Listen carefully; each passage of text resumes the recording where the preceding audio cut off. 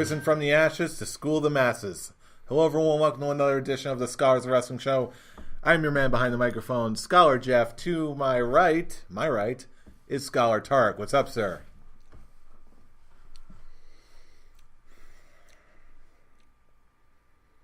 Can I help you, sir?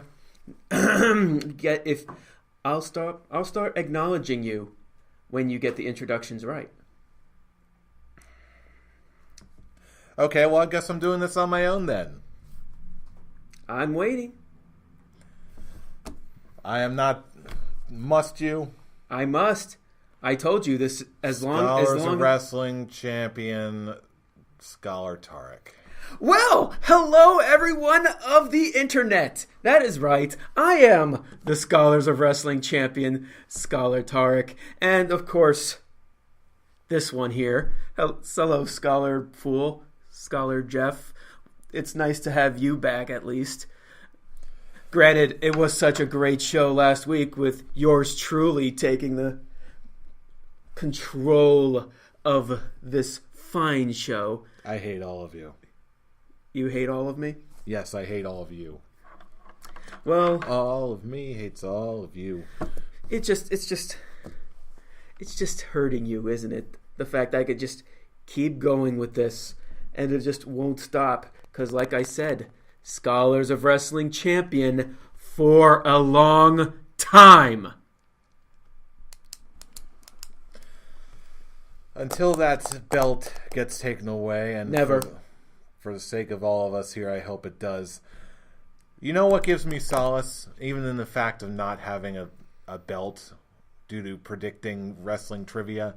Terribly. That's why you don't have the belt. That's why I have the belt. Oh, because I'm a better predictor than you. Oh, stop being so gosh darn mean, you meanie. I am just a great champion that's a very smug. And I'm very good at being the smug champion. And I'm going to continue being that smug champion as long as this is where it belongs, on my shoulders.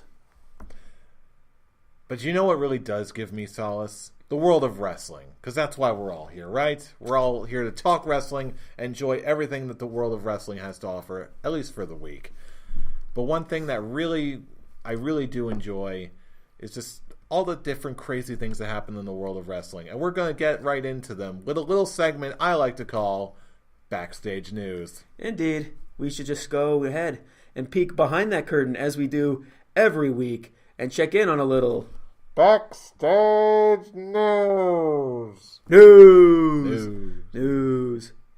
No Brian. So yeah. There's no meh. And there won't be a meh because all the mehs were taken away. Meh from the land of wind and ghosts. Meh from the tears running down his face knowing that I still have this glorious belt. That's right. I'm going to continue the smuggingness. It won't end. And just like when you weren't here with Dave and Pete, these are the tears of Scholar Brian. And they taste delicious. Yeah, whatever makes you sleep at night, sweetheart. Oh, I sleep perfectly. Well, you may be enjoying the tears of your fallen enemies or the lamentations of their women or whatnot. The tears of my fellow scholars. But I, for one, am drinking someone else's tears. Specifically the tears of one Rich Swann, who was released this week from WWE. But I believe they phrased it in a much different way. It was like they parted ways. Which we never see. Most of the time it's always, we wish you the best in future endeavors. But no. From what it's looking like, it's not really just that him getting released. It's just him's like, I'm not in the best position of my life right now. The best thing to do is just for me to take care of my personal issues. Which is respectable, but still, it's a shame. I honestly really liked Rich Swann right from the get-go, honestly. It's really a shame that he's missing this new reinvention of 205 Live under the watchful eye of the game. Yeah, it's a real shame, especially with Enzo. They're really going to have to overhaul themselves to get a new image with all this talent that they're losing. And from what I've been hearing, it's actually off to a pretty decent start. Yeah, I wouldn't know. I just know of the tournament. I don't know who's advanced.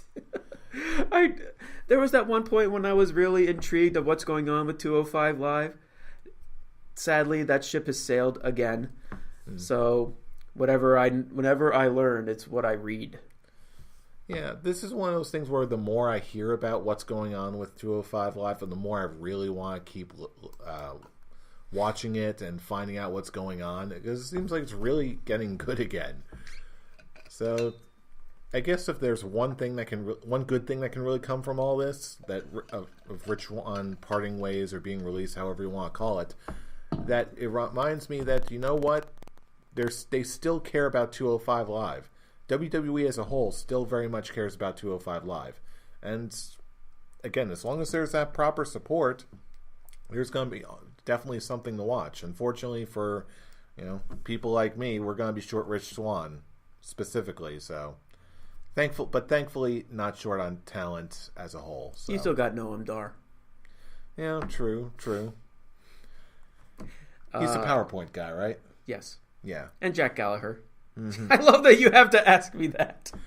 That shows how closely I've been paying attention to 205 Live. I'm being serious. Yeah. I thought he was the PowerPoint guy, but again, at least I'm glad they're doing something. Yeah. Because, everyone does need a good PowerPoint guy. They're hard to find. The finals is at WrestleMania, correct? I think that's what they said. I think that's what they're going for. If they're smart, they probably would make it an attraction. Of course, pulling out that Scholar's Quick Talk, every single championship, in my opinion, should be on the main card. Unfortunately, it's probably not, but one can hope. Well, given that it's such a long show, as long as it's being defended on that day, me personally, I don't even care if it's on the pre-show.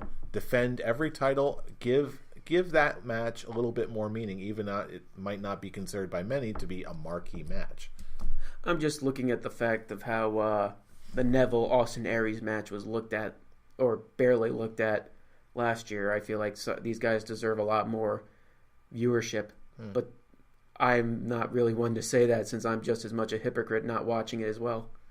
Well, but you know what? The more stuff and the more good matches and hype that's being built, if it's a good match, I know I'm going to want to see it no matter where it is. Mm-hmm. Again, the one big match I keep coming back to is the WLC match. It was on the pre-show. The match had no right being as good as it was, but it was a really good, entertaining match for what it was. I remember. And there's been plenty of other matches that have been really compelling, really fun, and they've been on the pre-show. So I think being there live adds a lot more to it. It probably would have been a completely different story watching it on TV. Very true also. Again, there's so many different elements, but again, it's way too early to be digressing this much. In terms of the story itself, it's just a shame that Rich Swann is in the position that he's in, and he's not a part of it. Yeah, so in the meantime, Godspeed, Rich Swann. Hopefully, we'll get to see you in Ring of Honor or someplace where you can show your skills when you're ready. He's probably going to show up on Impact. What's Rich Dove doing here? What's he doing in the Impact Zone? But in the meantime, it's not all bad, because I'm really glad this happened, because she's one of my favorites. Ivory is going into the WWE Hall of Fame. I think she long deserved it, in that video package. Oh, heck yeah. Actually made it a lot better for me. I love Ivory. And I was like, yeah, she deserves to be in this. Yeah, why not? Wow, this video package is really awesome. Now she really does deserve it, but I think her most memorable time for me is her time in Right to Censor. That was really one of her most memorable times, but it really fits, really, when you look back at that video package and see how she was presenting herself. Presenting herself. Okay, but how she was presenting herself as a character. Stop it, you dirty fool. Hey, those were your words, not mine. That's why I had to correct myself. Get out of your penis. Get out of my penis? Yes, you heard me. I stand with what I said. Apparently I can't.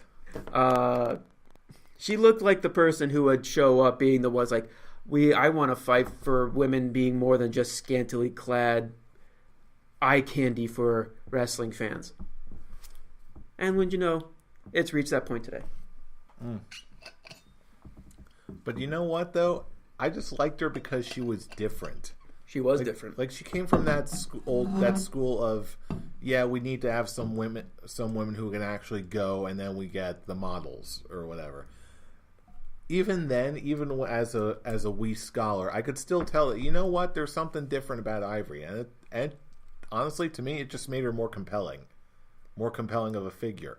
It's kind of funny. I never looked at her that way, even during the younger years.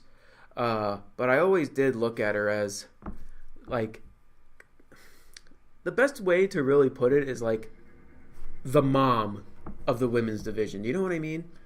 Yes, I do. Like the disciplinary one. Like you. What other way to put it? I guess it was definitely the cementing point with that feeling when she joined Right to Censor.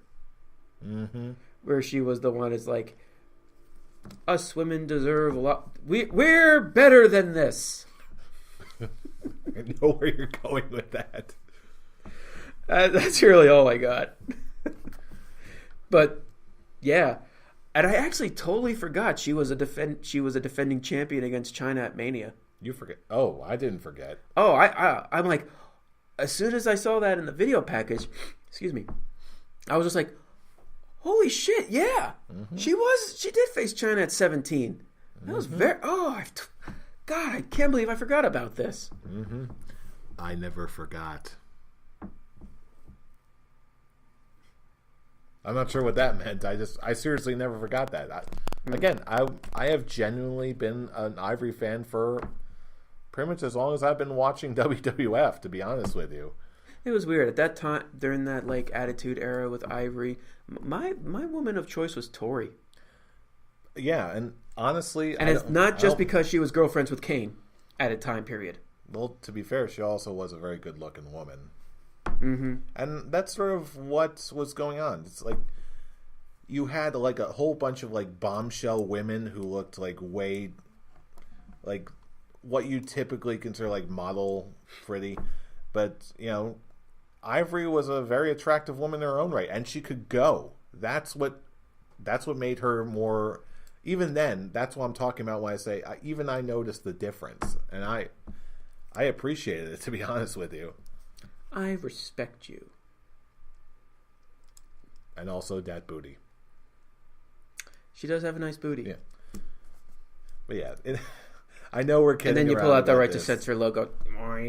Warning. Oh, sorry. Right, sorry. Can't look at her that way.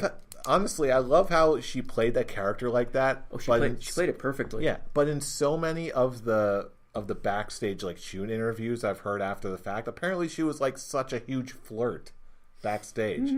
Like, I'm not surprised. Okay. She does look like a sweetheart, doesn't she? Yeah, I bet she knows how to play her cards well.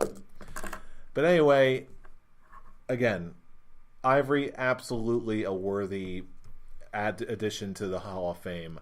I can't wait to hear her speech. Hopefully it'll be under 2 hours. When was the last time she was on a wrestling, not just WWE, wrestling screen? I believe she was on an episode of Table for Three for like women's wrestling sometime last year on the network. Because I'm really just talking about like Raw or SmackDown or whatnot. More preferably Raw, I guess. I don't know. I'm just like, to be honest with you. When was the last time we saw her? Because to be perfectly honest, I don't even. I guess I got to look up that Table for Three because I don't even know what she looks like today.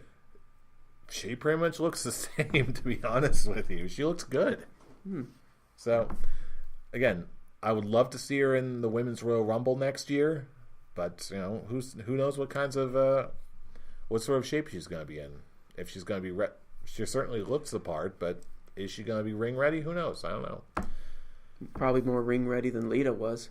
Well, you could say that for her entire career. But anyway, that's beside the point. I know I'm going to get heat for that one. But in any case, before we move on, we do have one more bit of backstage news, and that is the apparent announcement of upcoming dual brand